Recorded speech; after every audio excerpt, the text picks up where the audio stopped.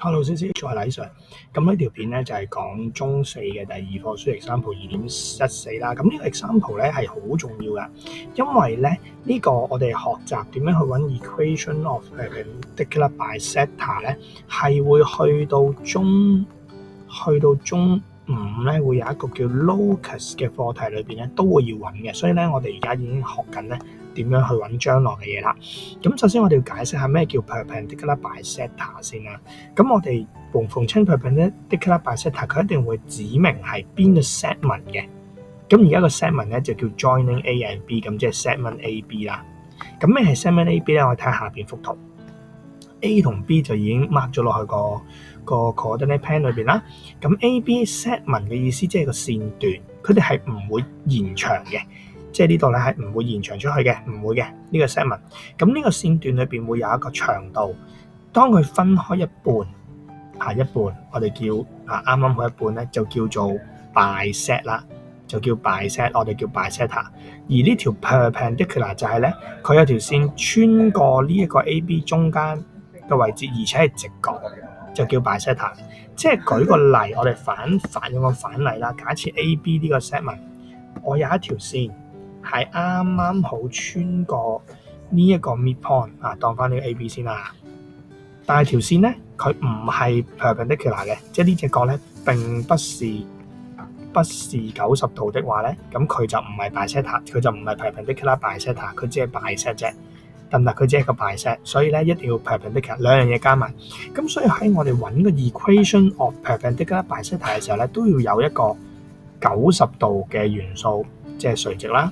同埋有 bisect 嘅元素。咁首先我哋處理咗 bisect 先，就係我哋要揾翻呢條穿過中間呢一點嘅 equation， 必須要揾到個 midpoint。所以我哋假設個 M 就係個 midpoint of AB 啦。咁假設咗之後咧，我哋就可以用翻一個叫 midpoint formula。midpoint formula 係咩咧？就係呢個嘅 x1加 x2 over 2同埋 y1 加 y2 over 2嘅式，喺你哋中三 form 3嘅時候學過噶啦。好啦，咁其實就係即係兩個 point 相加除2啫。咁所以就將呢個62同埋3負3加埋除2就計到個 midpoint 啦。所以咧我哋就知道個 midpoint 咧就會係呢個負3 over 2同埋負1 over 2啦。好啦，咁跟住揾到 midpoint 喎，就要處理埋個 perpendicular 啦。咁由於我哋知道呢條線係 perpendicular to AB， 所以我哋先揾咗 AB 嘅 slope， 再用 perpendicular 係 M1 乘以 M2 等於負1呢個概念，就可以計埋我哋呢一條 perpendicular bisector 嘅 slope 啦。咁所以我哋揾翻個 slope 啦。咁呢度由於我哋冇 equation of AB 啊，咁我哋就直接用翻 slope。係等於 y2 減 y1 over 呢個 x2 減 x1 嘅呢條 slope 嘅式啦。咁因此咧，我哋就可以咧用翻呢條式。咁所以咧，我哋就當呢個係 y2 啦 ，y2 減 y1 即係2啦，再用3減翻負6就計到個 slope 啦。好啦，計到 slope 之後咧，其實呢個寫法咧，佢係為咗慳墨水啊。咁真正嘅寫法應該係咁寫嘅。如果我哋理解上，咁啊框住啦，框住呢個 part， 其實我哋寫法咧係可以變成咁嘅，就係 slope of 呢個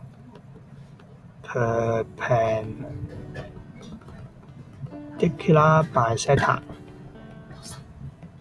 乘以負5 over 9，就係等於負1啦。因為啲咩啊？因為佢哋係 perpendicular 咯，得唔得？咁我哋可以寫，即係會有啲繁複啦，就係 perpendicular bisector 好長啊，佢就係想慳咗呢啲寫法 perpendicular to 呢個嘅 AB， 咁所以咧就有雙乘等於負1啦。咁所以你要再抄多次啦。所以你見點解佢會慳咗唔寫咁多字嘅原因咧，就係咁啦。所以咧就會係咧除翻呢個負5 over 9，所以就係其實係呢個咯。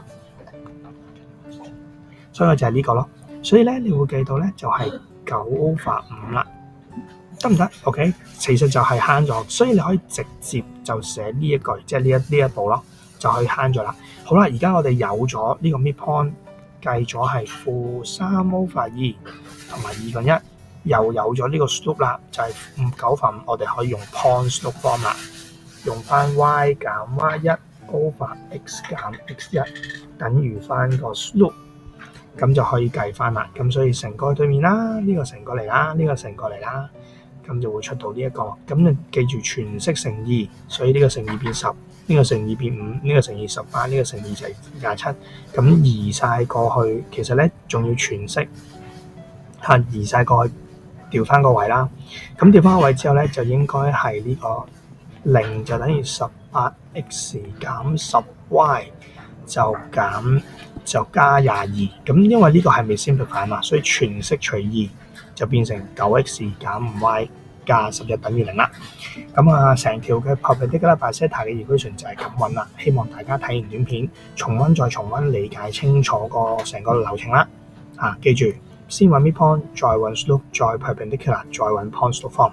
咁希望大家做到啦。咁呢度如果只係要考咧，你諗下 midpoint 又1分，跟住 slope 又1分 ，perpendicular 1分，跟住 point slope form 可能呢度成6-7分嘅啦。咁所以都幾值去大家去記住佢嘅。